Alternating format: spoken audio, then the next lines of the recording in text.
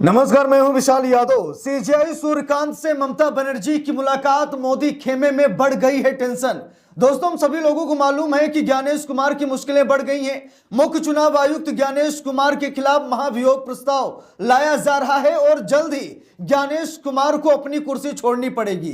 SIR के नाम पर जो तांडव कर रहे हैं ज्ञानेश कुमार, विपक्षी वोट बैंक को जो खत्म कर रहे हैं ज्ञानेश कुमार, अब ज्ञानेश कुमार को इतना महंगा पड़ जाएगा, शायद कभी सपने में भी नहीं सोचा था। इधर ममता बनर्जी ने सीजेआई सूर्यकांत से मुलाकात की और अपने आप को बंधुआ मजदूर कहा। ममता बनर्जी ने कहा कि मैं बंधुआ मजदूर हो गई हूं, मेरी कहीं सुनवाई नहीं हो रही है।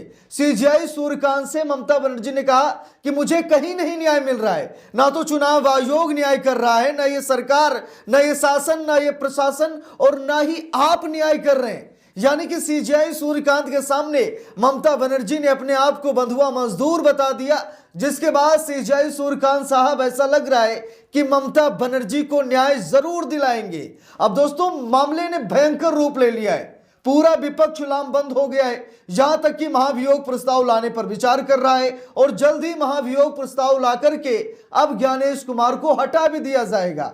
कुछ लोग कह रहे हैं कि ज्ञानेश कुमार ने तो कांड कर ही दिया है, अब ज्ञानेश कुमार को हटाने से क्या ही फायदा। ज्ञानेश कुमार लगभग एसआईआर करा चुके हैं, बेईमानी धांधली करा चुके हैं और भाजपा की जो नैया डूब रही थी उस नैया को ज्ञानेश कुमार ने ऊपर उठा दिया है, उसे पार करा दिया है। अब हट भी गए तो क्या होगा। लेकिन दोस्तों, अगर ऐसे लोग बैठे रहेंगे ना तो ये लंबे समय तक लोकतंत्र की ऐसे ही हत्या करते रहेंगे। इसीलिए जब भी ये हट जाए तब भी अच्छा है, जितनी जल्दी ये हट जाए उतनी जल्दी देश के लिए ये अच्छा है। अब दोस्तों, यहां पर देखिए, हिंदुस्तान अखबार की रिपोर्ट है, लिखा भी है, हमें कहीं भी न्याय नहीं मिल रहा है, मैं एक बंधुआ मजदूर हूं। एसआईआर मुद्दे पर सीजेआई सूर्यकांत से बोली हैं ममता बनर्जी। देखिए, लिखा भी है, एसआईआर पर सुनवाई के दौरान ममता बनर्जी ने भी सुप्रीम कोर्ट में दलीलें रखी हैं। उन्होंने कहा कि मैं आपकी दया के लिए आभारी हूं। जब न्याय दरवाजे के पीछे रो रहा था तब हमें लगा कि हमें कहीं भी न्याय नहीं मिल रहा है। हमने चुनाव आयोग को 6 चिट्ठियां लिखी, मैं एक बंधुआ मजदूर हूं। अब यहां पर देखिए, ममता बनर्जी ने सीजेआई से कहा कि मैं एक बंधुआ मजदूर हूं, मैंने चुनाव आयोग को 6 चिट्ठियां लिखी, लेकिन चुनाव आयोग सटीक से जवाब नहीं दे रहा है। चुनाव आयोग बेइज्जती कर रहा है, अपमान कर रहा है। अरे उसके सामने जब भी बात करने जाओ तो तू तड़ाक करता है।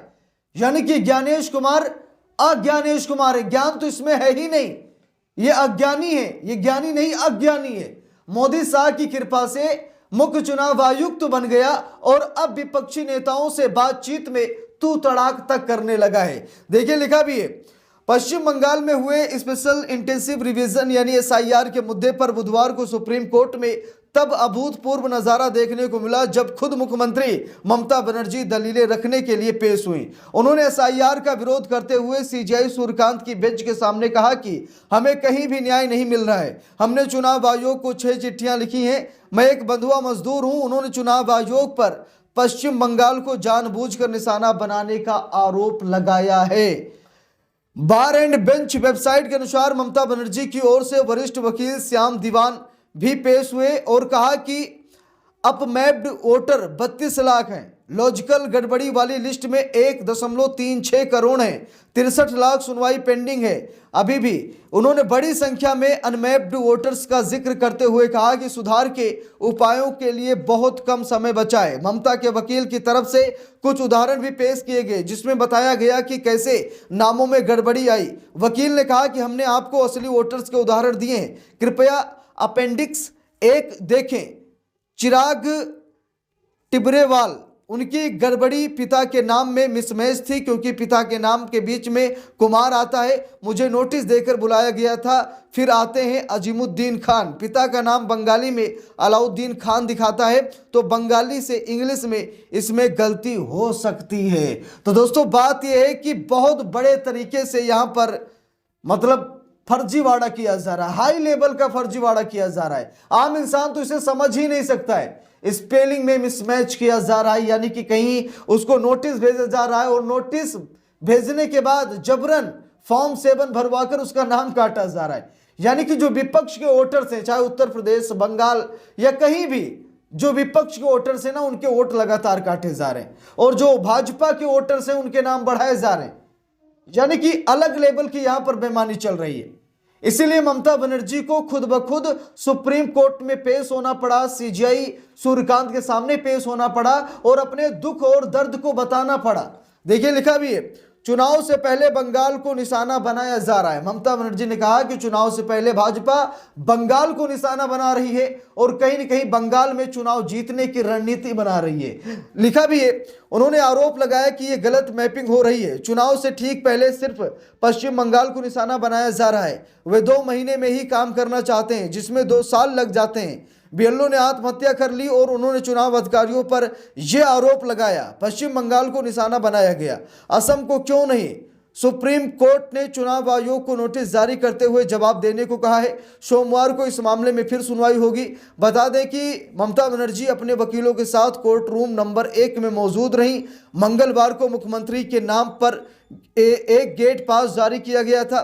चीफ जस्टिस सूर्यकांत और जस्टिस जय माल्या बागची और विपुल एम पंचोली की बेंच ने बनर्जी और 3 अन्य याचिकाओं पर सुनवाई की। इन याचिकाओं में मुस्तारी बानू और टीएमसी सांसद डेरेक ओब्रायन और डोला सेन ने दायर किया है। तो दोस्तों, कई याचिकाओं पर सुनवाई हुई और सुप्रीम कोर्ट ने अंत में चुनाव आयोग को नोटिस जारी कर दिया। अब चुनाव आयोग को जवाब देना पड़ेगा। अब ममता बनर्जी खुद वकील बन गई।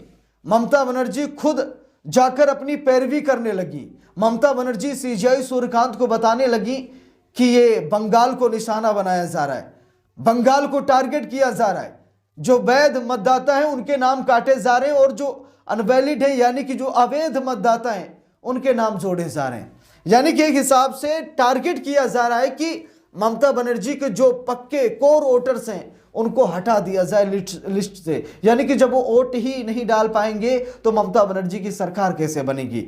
यानी कि बेईमानी पर उतर आया है बेईमान आयोग। चुनाव आयोग मोदी के लिए काम कर रहा है, इसमें कोई कहने वाली बात नहीं है। अब सबसे बड़ा सवाल यह है कि क्या सुप्रीम कोर्ट एसआईआर को रद्द कर पाएगा? क्या सुप्रीम कोर्ट एसआईआर को हमेशा के लिए रद्द कर देगा? अब दोस्तों, कई बड़े मामले सामने निकल कर आ रहे हैं। अब देखते हैं कि चुनाव आयोग की मुश्किलें बढ़ेंगी या फिर प्रधानमंत्री नरेंद्र मोदी चुनाव आयोग को बचा लेंगे। वैसे भी आजीवन सुरक्षा की गारंटी ज्ञानेश कुमार को मोदी जी ने दे ही दी है। अब देखते हैं कि इस बार क्या ज्ञानेश कुमार को मोदी जी बचा पाएंगे, क्योंकि एक दूसरे को बचाना ही इनकी सरकार की एक खाट है। अगर ये एक दूसरे को नहीं बचाएंगे तो इनकी सरकार यानी खाट टूट जाएगी और धड़ाम से गिर जाएंगे। अब देखते हैं आगे क्या कुछ होगा। अब अगली सुनवाई सोमवार को होगी। सोमवार को ममता बनर्जी क्या दलील रखेंगी हम सभी लोग जरूर देखेंगे। बाकी इस पूरे मामले पर आप सभी लोगों की क्या राय है कमेंट करके जरूर बताइएगा। वीडियो को लाइक शेयर, अगर चैनल पर नए हैं सब्सक्राइब करके सपोर्ट कीजिएगा। मिलते हैं दूसरी वीडियो में, तब तक के लिए बहुत बहुत धन्यवाद।